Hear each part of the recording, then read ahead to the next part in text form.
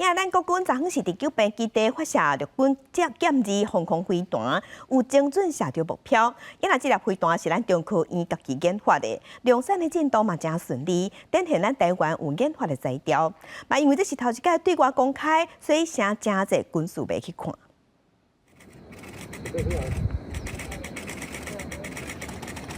飞机射出了后无偌久，陆射剑2防空飞弹为地面发射，拖尾掩飞过天边，甲要击着飞机完成任务。因为天气的因素，这届实弹发射延到15早起进行。现场看到发射搁击着的军事迷，拢真有感觉。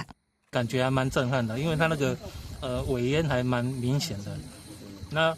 我记录到是大概飞行一分多钟。针对伊朗飞弹攻击以色列，防空的领域大家拢关心，尤其陆射剑2防空飞弹是中科院研发的野战防空系统，甲本来空对空的天剑2型飞弹改做地对空，由发射车发射，射程45公里，搭配空间雷达系统，会当反制敌军的无人载具巡弋飞弹等。这15公里呢，可以弥补我们野战防空到中程防空之间的空域防空的不足。因为在5公里之外到50公里之间，这个空域呢，其实过往陆军野战防空来讲基本上它是能量是不到的。不过专家嘛点出，为以色列提供防御系统，进前和哈马斯用大量火箭攻击出现防空的漏洞，应该嘛要想到对咱攻击人会当运用大量无人机突破陆射剑2防空飞弹系统的可能性。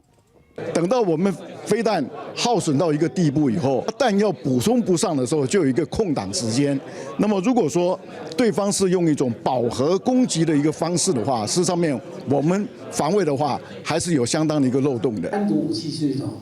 可以提升你的部分战斗能力，它是要配合整体的防空体系啊。就是说，我们不用单独一个武器系统来论它的效益。而是要整体的防空。面对两化局势加国际局势变化这么大，由退役上将哪位陈永康担任兵推测绘人，结合正大台湾安全研究中心这单位所举行的区域安全兵推，都认为中共对台无明确所在的战略，唔那应该爱注重武力，更加爱为国安战略的管道做战略研究，加能源、金融这安全议题拢纳入，思考安怎做避险，也加管理风险这安全。记者综合报道。